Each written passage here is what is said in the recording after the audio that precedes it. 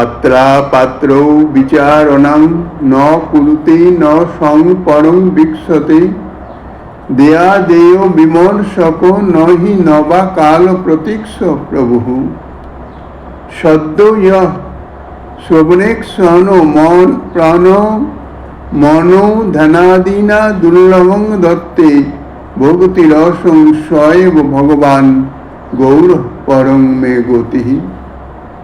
কলিযুগ পাবন অবতার পরম করুণাময় শ্রী শ্রী গৌরাঙ্গ সুন্দরীর পরম অন্তরঙ্গ প্রিয় পার্ষদ বর্জ্য পূজ্যপাদ শ্রীল প্রবোধানন্দ সরস্বতী পাদ তাহার শ্রী শ্রী চৈতন্য চন্দ্রামৃতম নামক শ্রী গ্রন্থের ৭৭ নম্বর শ্লোকে বলছেন, যে প্রভু পাত্রাপাত্র বিচার করেন না, আত্মপর বিচার শূন্য, দেয়াদেহ কালাকাল কিছুমাত্র বিচার না করে শ্রবণ দর্শন প্রণাম ধ্যানাদি দ্বারা দুর্লভ ভক্তিরস সদ্য দান করেন, সেই ভগবান শ্রী গৌরাঙ্গই আমার গতি। গৌরাঙ্গের দয়া মনে করহ বিচার, বিচার করিলে মনে পাবে চমৎকার। শ্রী গৌরাঙ্গ সুন্দরের যে করুণা, সীমাহীন করুণা, ভগবানের করুণা হচ্ছে একটি বিশেষ গুণ, স্বরূপগত ধর্ম বলা যায়, কিন্তু সমস্ত ভগবৎ স্বরূপে এই করুণার প্রকাশ কিন্তু একরকম নয়। শ্রী গৌরাঙ্গ সুন্দরের স্বরূপে এই যে করুণা, এই করুণার প্রকাশ বলছেন সীমাহীন, কোনো বন্ধন নাই, আবদ্ধতা নাই, বাধ্যবাধকতা নাই, স্বতন্ত্র। তাই শ্রী গৌরাঙ্গ করুণাকে স্বতন্ত্রতা দিয়েছেন, তুমি স্বতন্ত্রভাবে জগৎ জীবকে কৃপা করার জন্য প্রকাশিত হতে পারো। তাই সীমাহীন করুণা প্রদর্শন করে তাহার চরণে নিজ নিষ্ঠা প্রদর্শন করিতেছেন। অর্থাৎ এই সীমাহীন করুণা সম্বলিত যে শ্রী গৌরাঙ্গ প্রভু, সেই গৌরাঙ্গ প্রভুর শ্রীচরণেই আমার নিষ্ঠা সর্বত্র বিদ্যমান থাকুক। অর্থাৎ অন্য কোনো কিছুতেই যেন আমার মন কখনো যায় না। শ্রবণ প্রণমন ইক্ষণ মনন ধ্যান, বলছেন যে এই ক্রিয়ার দ্বারা দুর্লভ প্রেম সম্পদ তিনি দান করেছেন। কিভাবে না, পাত্রাদি বিচার না করে।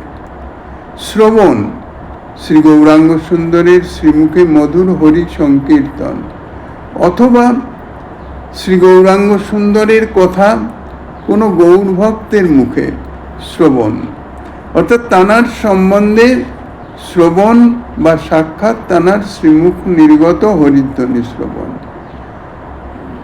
প্রাণ মন প্রণমন অর্থাৎ প্রণাম, শ্রী গৌরাঙ্গ সুন্দরকে প্রণাম, প্রণামের মাধ্যমে, অথবা ইক্ষণ দর্শন, শ্রী গৌরাঙ্গ সুন্দর দূর থেকে হয়তো কেউ দর্শন করেছেন, দর্শন লাভ করেছেন, অথবা শ্রী গৌরাঙ্গ সুন্দরের ধ্যান করেছেন, চিন্তা করেছেন, গৌরাঙ্গ সুন্দরের কথা শ্রবণ করে চিন্তা করিতেছেন, আর গৌরাঙ্গ সুন্দরের রূপমাধুর্য এক ঝলক দর্শন করে ধ্যান করিতেছেন। এই যে সমস্ত ক্রিয়া, শ্রবণ প্রণম ইক্ষণ মনন ধ্যান, কোনোভাবে এই ক্রিয়ার যে কোনো একটা যদি সংগঠিত হয়ে যায় শ্রী গৌরাঙ্গ সুন্দর সম্বন্ধে, তাহলে তার মাধ্যমেই তিনি যোগ্যতা অযোগ্যতা ইত্যাদির বিচার না করে নির্বিচারে প্রেম সম্পদ দান করেন। কোন প্রেম? না দুর্লভ প্রেম।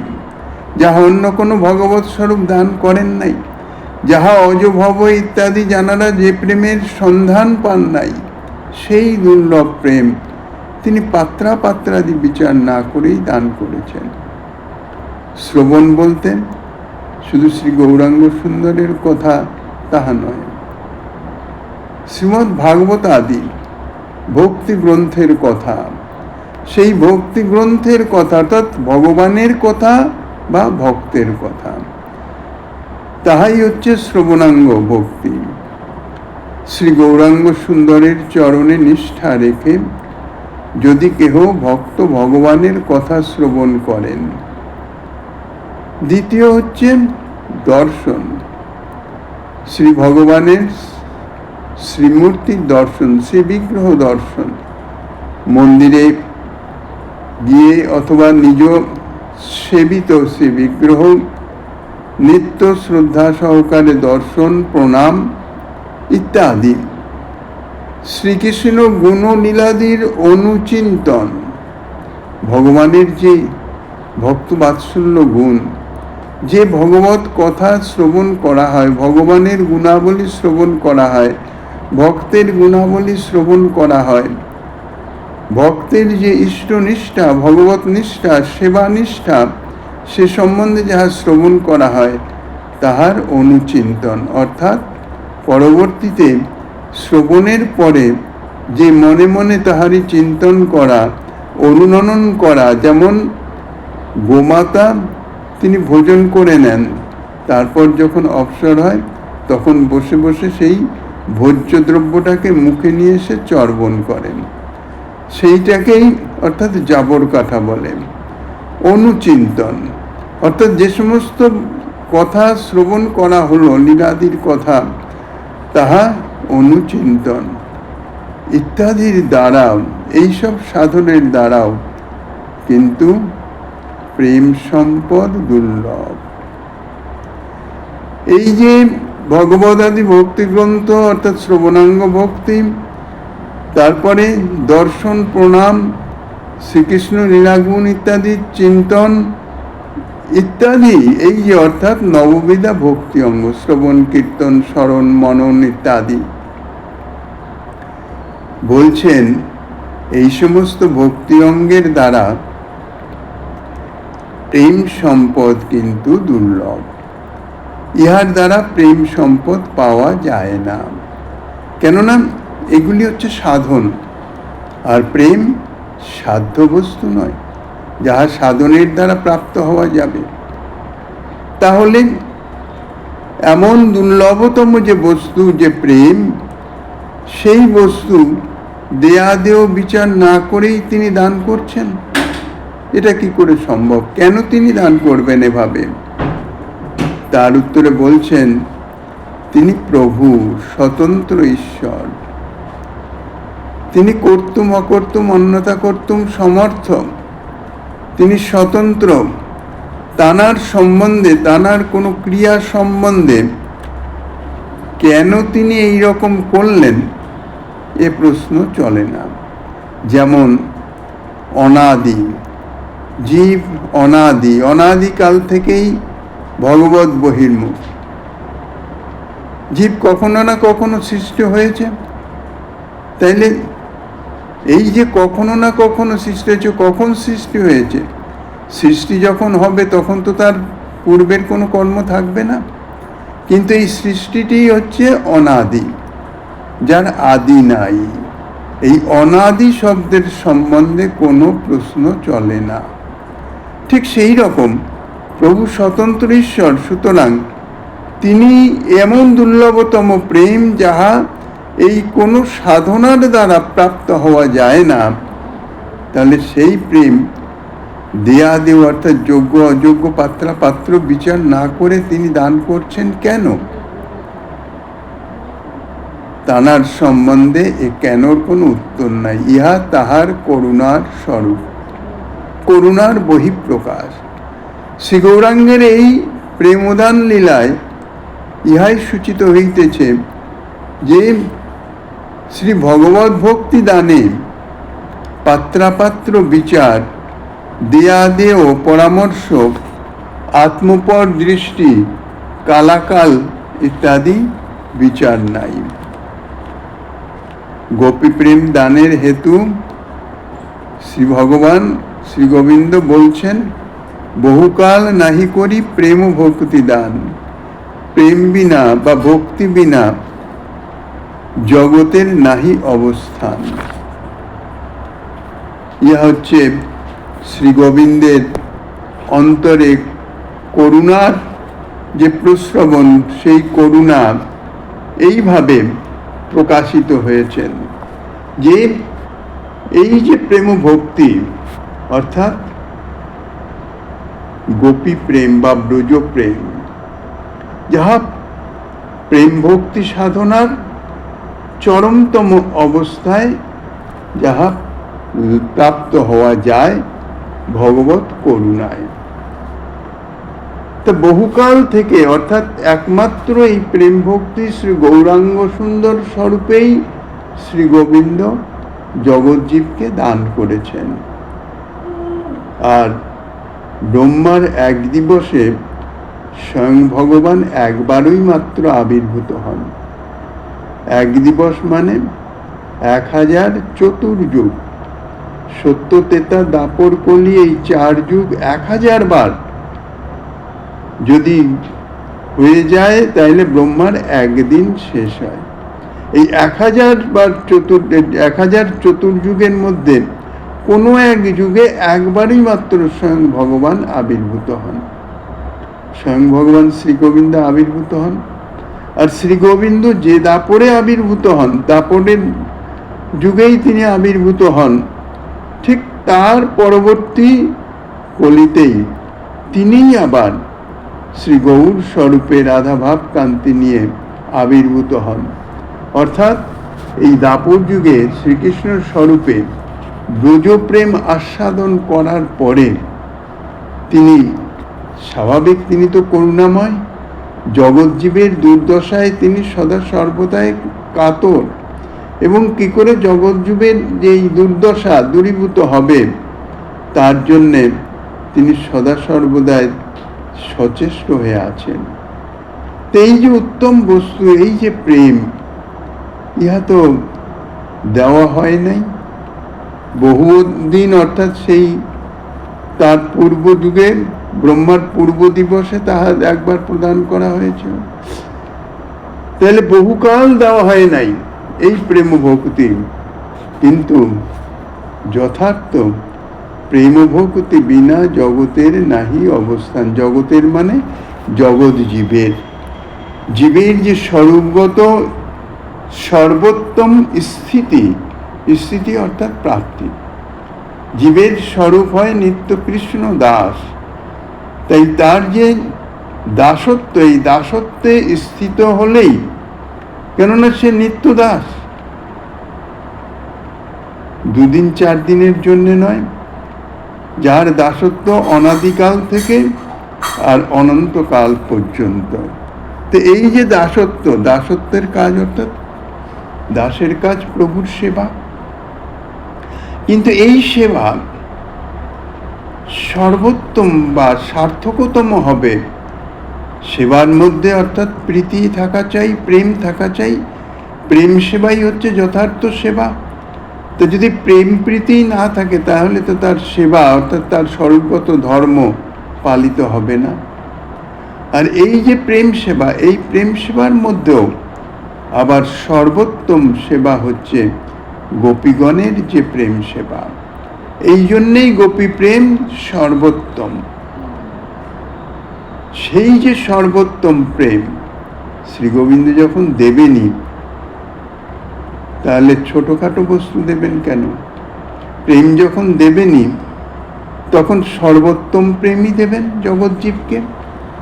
আর এই প্রেম পাওয়ার যোগ্যতা তো কোনো সাধনের দ্বারা লাভ করা যায় না, যত সাধনই হোক না কেন। কর্মজ্ঞান যোগের তো প্রশ্নই নাই। ভক্তি সাধনারও মধ্যে ভক্তি সাধনার দ্বারা এই প্রেম লাভ হয় না। যত ভক্তি সাধনা তাহা নিজের যোগ্যতা অর্জনের নিমিত্ত। অর্থাৎ চিত্তশুদ্ধির নিমিত্ত। সাধনা ভক্তি যখন সাধন করা হয় শ্রবণ কীর্তন অর্চন বন্দন ইত্যাদির মাধ্যমে, তখন তাহা সাধন ভক্তি, যার দ্বারা হৃদয়ে পরিমার্জিত হয়। সেই সাধন ভক্তি করতে করতে, সাধন ভক্তি যাজন করতে করতে ধীরে ধীরে চিত্ত শুদ্ধ হয়ে গিয়ে নিষ্ঠা রুচি আসক্তি স্তর অতিক্রম করে যখন ভাব স্তরে পৌঁছায়, অর্থাৎ অনর্থ নিবৃত্তি, জড়জাগতিক কোন রকমের বাসনা তো নাই, এমনকি নিজের দেহাবেশও নাই। দেহাবেশ নাই মানে দেহের যে স্বাভাবিক ক্রিয়াগুলি, যে বেগগুলি, সেই বেগগুলি সম্বন্ধেও কোনো রকমের বোধ নাই, অন্তরে কোনো চাহিদা নাই, কোনো প্রেরণা নাই। সুখদেব পরীক্ষিত মহারাজ জল পর্যন্ত ত্যাগ করে গঙ্গা তীরে প্রায় প্রবসনে বসেছেন। সুখদেব গোস্বাইপাদ ভাগবত কথা শ্রবণ করাচ্ছেন। 7 দিন মাত্র আয়ু, 7 দিনের মাথায় তো তক্ষক দংশনে তিনি দেহত্যাগ করবেন। তা 4 দিন অতীত হয়ে গেছে। শ্রীমদ্ ভাগবতের 9ম স্কন্ধ সমাপ্ত হয়ে গেছে। এইবার সুখদেব গোস্বাইপাদ তিনি শ্রী গোবিন্দের যে লীলা, সর্বোত্তম লীলা, কৃষ্ণের যতক খেলা সর্বোত্তম নরলীলা, নরবপু তাহার স্বরূপ। অর্থাৎ শ্রী ভগবানের যত যত লীলা আছে তার মধ্যে সর্বোত্তম হচ্ছে এই কৃষ্ণ লীলা। তার মধ্যেও সর্বোত্তম হইতেছে ব্রজলীলা। সেই লীলা কথা এখন কৃষ্ণলীলা শুরু করতে গেলে, জগতে প্রকট লীলা যেটা, সেটা শুরু করতে গেলে প্রথমে ব্রজলীলাই শুরু করতে হবে। এখন পরীক্ষিত মহারাজের অবস্থা কি রকম? যদিও সুখদেব গোস্বাইপাদ তিনি সর্বজ্ঞ, তিনি জানেন, কিন্তু জগৎজীবকে তো একটু জানাতে হবে যে কোন অবস্থায় কোন জিনিস লাভ করা যায়, যোগ্যতাটা কি রকম। পরীক্ষিতের দেহাবেশ আছে কি না, সেইটা পরীক্ষা করবার নিমিত্ত তিনি কি করলেন, সতী সংক্ষেপে কৃষ্ণলীলা বলে, কৃষ্ণ এখানে জন্মগ্রহণ করেছেন, এখানে গেছেন, এই করেছেন, এই করেছেন, এই করেছেন, ব্যাস সমাপ্ত, চুপ হয়ে গেছে। পরীক্ষিত মহারাজ, যিনি বলতে গেলে শ্রীকৃষ্ণের একান্ত ভক্ত, গর্ভেই দর্শন পেয়েছেন, জন্মের পরেই তিনি তো মৃত জন্মগ্রহণ করেছিলেন, মৃত হয়ে, কেননা ব্রহ্মসাপ বলছি, ব্রহ্মাস্ত্র, তার মর্যাদা তো রাখতে হয়। শ্রী গোবিন্দের কৃপা দৃষ্টিতে আবার জীবিত প্রাণ ফিরে পেয়েছেন, প্রাণ ফিরে পেয়েও আবার শ্রী গোবিন্দেরই দর্শন লাভ করেছেন। কাজেই তার প্রাণকোটি প্রিয় শ্রী গোবিন্দ। অর্থাৎ ভগবত কথা শ্রবণ করছেন ঠিকই, কিন্তু এই শ্রীকৃষ্ণ স্বরূপ, শ্রীকৃষ্ণ ভগবানের কথা শুনবার জন্য অন্তরে অন্তরে অধীর আগ্রহে আছে। সুখদেব গোস্বাইপাদকে জিজ্ঞাসা করলেন, গুরুদেব আপনি চুপ হয়ে গেলেন কেন? বললেন, কেন? কৃষ্ণ কথা তো বললাম। বলে, যার কথা শ্রবণের জন্য আমি অধীর আগ্রহে অপেক্ষা করিতেছি, এত সংক্ষেপে তার কথা শুনলে তো আমার কিছু হবে না। আপনি ইতিপূর্বে সূর্য বংশ, অমুক বংশ, তমুক বংশ বিস্তারিতভাবে সব বর্ণনা করেছেন, আমি শ্রদ্ধা সহকারে শ্রবণ করেছি, কিন্তু মনে মনে আমার অভীষ্টদেবের লীলা কথা শ্রবণের নিমিত্ত আরো অধীর আগ্রহে অপেক্ষা করিতেছি। সুখদেব গোস্বামী বললে, আর 4 দিন হয়ে গেল, দিবানিশি তুমি শ্রবণ করছো, ক্ষুধা পিপাসা আছে তো একটু জল পান করে নাও, একটু বিশ্রাম করে নাও। বলছেন, গুরুদেব আপনার কৃপায় আমার ও সমস্ত কোনো অনুভবই নাই, আপনি কথা বলুন। অর্থাৎ দেহাবেশ পর্যন্ত নাই। প্রকারান্তরে বোঝাচ্ছেন এই যে প্রেম, ব্রজ প্রেম বা ব্রজলীলা, যথার্থ তাহা শ্রবণের নিমিত্ত যোগ্যতা হচ্ছে দেহাবেশ শূন্যতা। সেই অবস্থায় উন্নীত হতে হবে, অর্থাৎ ভাব বা রতি স্তর। সেই স্তরে উন্নীত হলে তখন আর দেহাবেশ থাকে না। নিজের দেহের সম্বন্ধেই যদি কোনো আবেশ না থাকে, তাহলে দেহাতিরিক্ত বা দেহ সম্বন্ধনীয় যে বস্তু বা বিষয়, সে সম্বন্ধে কি করে আসক্তি বা আবেশ থাকবে? কাজেই দেহাবেশ শূন্যতা, দেহ গেহ ইত্যাদির আবেশ যতক্ষণ পর্যন্ত তার আভাসও আছে, তাহলে বুঝতে হবে যে আমার এই প্রেমের আমি অধিকারী তো নেই, এই প্রেম কথা শ্রবণেরও আমার যোগ্যতা হয় নাই। ব্রজলীলা বা ব্রজপ্রেমের কথা শ্রবণেরও যোগ্যতা হয় নাই। ইহাই হচ্ছে যথার্থ বিষয়। যোগ্যতা বা অধিকার বিচার, এটি হচ্ছে বিশেষ অপেক্ষণীয় বিষয়। অনধিকারী ব্যক্তি যদি কিছু করতে যায়, তাহলে তার পতন অনিবার্য।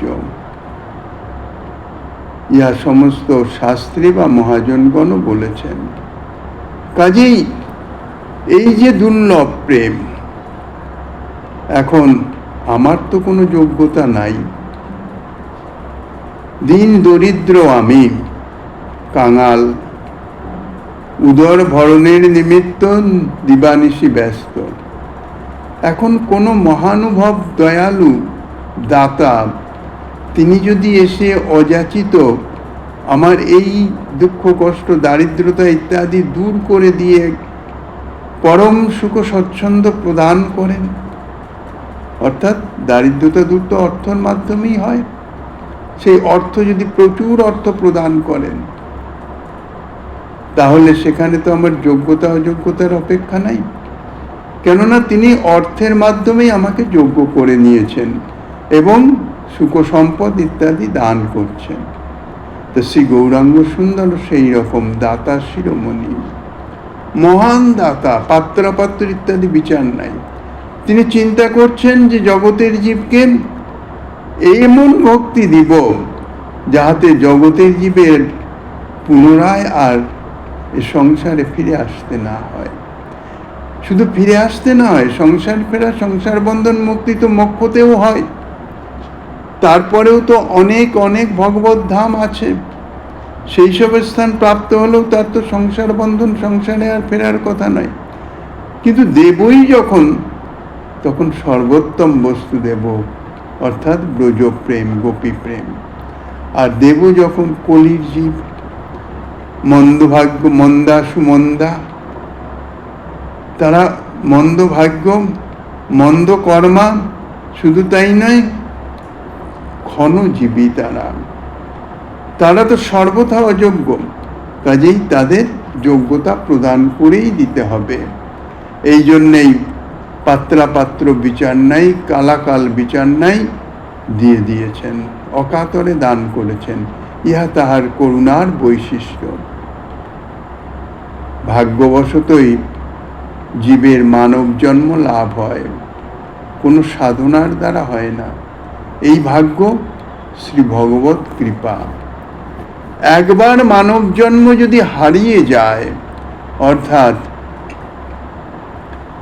দুর্লভ মানব জন্ম প্রাপ্ত হলাম, কিন্তু দুর্ভাগ্যবশত ভগবত ভজনে যদি রত না হওয়া যায়, তাহলে কি হবে? ওই দেহের শুভাশুভ কর্ম অর্জিত অসংখ্য কীট পতঙ্গ আদি ভোগ দেহ লাভের পর আবার মানব জন্ম হয়তো প্রাপ্ত হতে পারে। ইহাই শাস্ত্রের নির্ণয়। অর্থাৎ এই যে মনুষ্য দেহ প্রাপ্ত হলাম, প্রাপ্ত হয়ে কর্ম করিতেছি, তো এই কর্ম সম্বন্ধে কিন্তু মনুষ্যের স্বতন্ত্রতা বা স্বাধীনতা। যাহা অন্য কোনো জীবের নাই, মানে অন্য কোনো জনি, পশু পক্ষী, কীট পতঙ্গ ইত্যাদি যা আছে তাদের সকলেরই ভোগায়তন দেহ, তারা শুধু ভোগ করতে পারবে, নতুন কর্ম করতে পারবে না। যাহা তাহাদের প্রারব্ধ ভোগ আছে তাহাই ভোগ করবে। একমাত্র মনুষ্য শরীরে, মানুষের মধ্যে এই স্বতন্ত্র শক্তি প্রদান করেছেন ভগবান, স্বতন্ত্র শক্তি দিয়ে পাঠিয়েছেন। প্রারব্ধ ভোগ তো তোমাকে করতেই হবে, পূর্ব জন্মের কর্মের ফল। সেই সঙ্গে সঙ্গে তোমার এই সংসার বন্ধন মুক্তির নিমিত্ত যে ভগবত ভজন একমাত্র উপায়, সেই ভগবত ভজন করবার যে স্বতন্ত্রতা, তাহাও তোমাকে প্রদান করা হলো। যদি তুমি চাও তাহলে তুমি ভগবত ভজন করে এই সংসার বন্ধন থেকে মুক্ত হতে পারো। এখন ভগবত ভজনে কোনো ভাগ্যে কেউ হয়তো প্রবৃত্ত হলো, কিন্তু ভগবত ভজন মাত্রই তো আর সে ভগবত প্রাপ্তি হয়ে যেতে পারে না, সাধনায় সিদ্ধি লাভ হবে তারপর তো। কিন্তু যদি ঠিকভাবে ভগবত ভজনে সে প্রবৃত্ত হতে পারে, তাহলে এই করুণাময় ভগবান দেহান্তে তাকে আবার পুনরায় একটা সুযোগ দেয়, অর্থাৎ আবার মনুষ্য দেহ দিতে পারেন। মনুষ্য দেহ লাভ করে আবার ভজন করে, শাস্ত্রে সেই রকমই বর্ণিত আছে। গীতাতেও বলেছেন যোগভ্রষ্ট বিজায়তে। যদি সিদ্ধিলাভ না করতে পারে তাহলে পরবর্তী জন্মে আবার যে পর্যন্ত সে অগ্রসর হয়েছে সেখান থেকেই আবার শুরু করে সে অগ্রসর হতে থাকবে। কিন্তু যদি সে না করে, ভগবত ভজন ব্যতিরিক্ত অন্যান্য যত জাগতিক ক্রিয়াকর্ম ইত্যাদি যা কিছু আছে, সে সৎকর্ম হোক আর অসৎকর্ম হোক,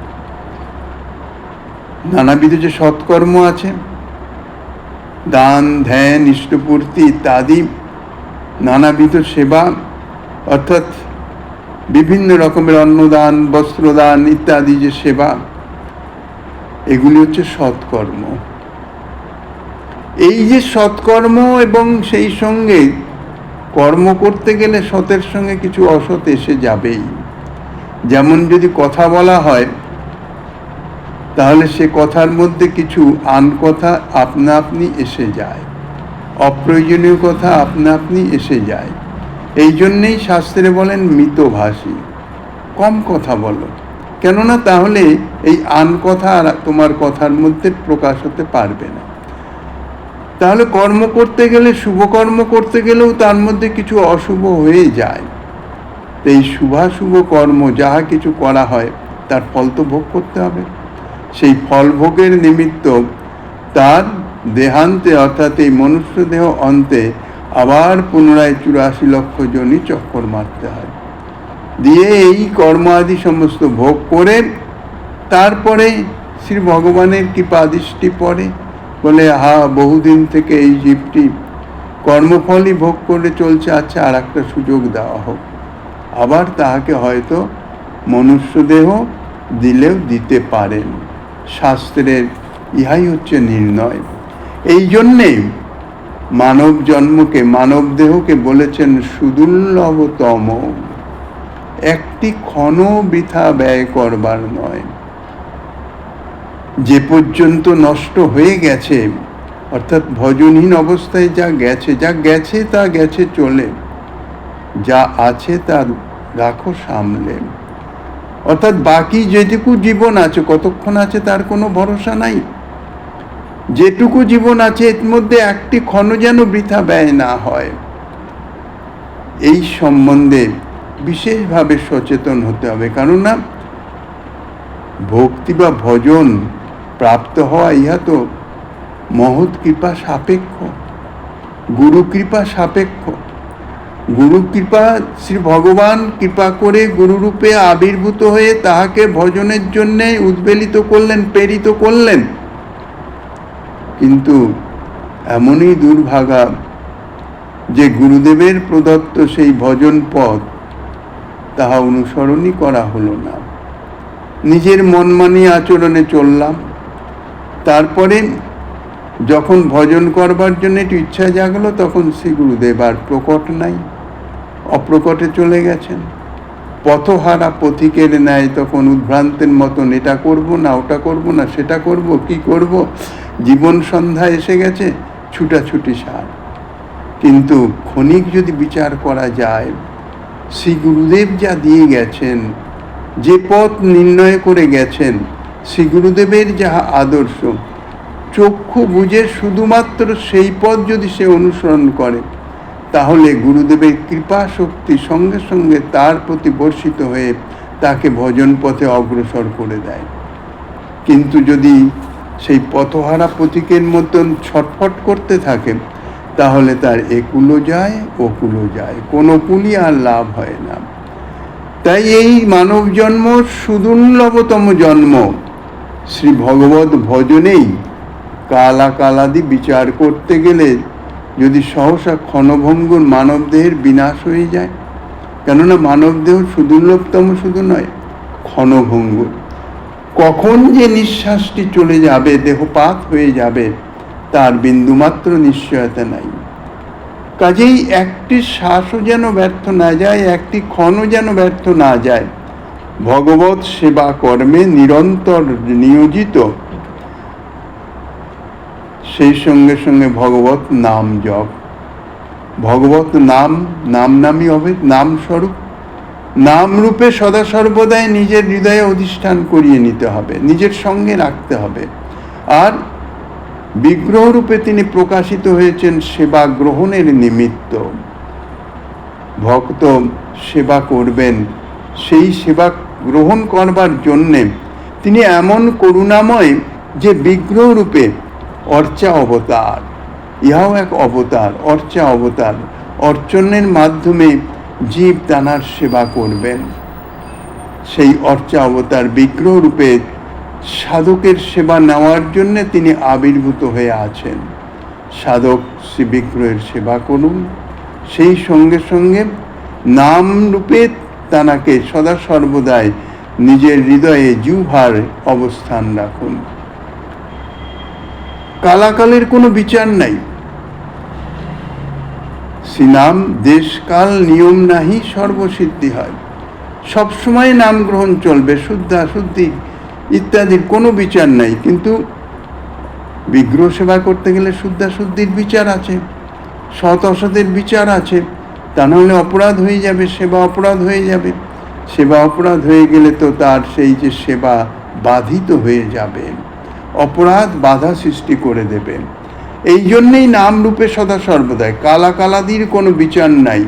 কেননা কালাদি বিচার করে আমি নাম গ্রহণ করব, তাহলে যদি দেহভঙ্গ হয়ে যায়। তার দৃষ্টান্ত শ্রীমন মহাপ্রভু আচরণ করে দেখিয়েছেন গম্ভীরা লীলায়। গোপাল গুরু ব্রাহ্মণ বালক মহাপ্রভুর অত্যন্ত প্রিয়, সদা সর্বদাই সঙ্গেই থাকেন।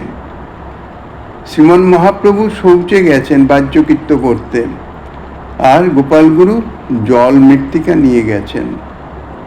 কিছুটা দূরে অবস্থান করছেন, দেখছেন যে প্রভু বাহ্যকৃত্য করতে বসে এক হাত দিয়ে তাঁর জিহ্বাটি ধরে রেখেছেন।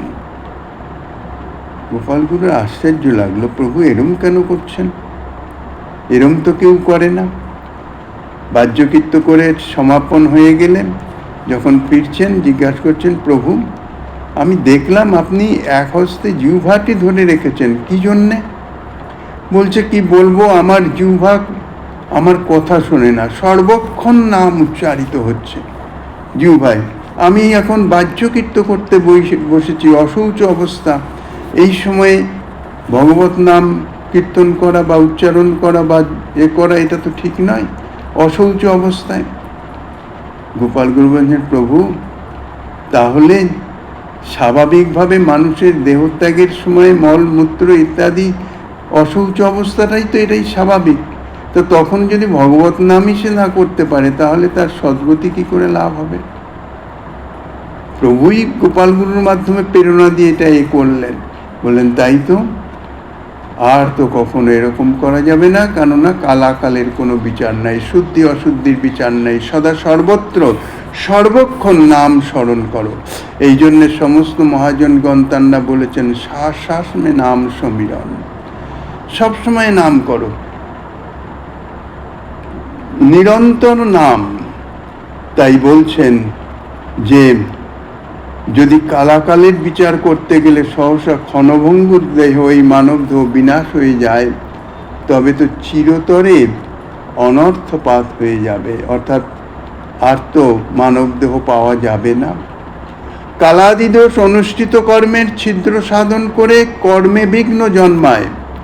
এই জন্যে যজ্ঞাদির অন্তরে, অর্থাৎ যাগ যজ্ঞ ইত্যাদি শুভকর্ম যাহা কিছু করা হয় তাহার শেষে ভগবত নাম স্মরণ করেন। পঠিত হয় মন্ত্র, মন্ত্রতস তন্ত্রতস ছিদ্রং দেশ কালার্হ বস্তুত সর্বং করতি নিঃসৃদ্ধং নাম সংকীর্তনং হরে।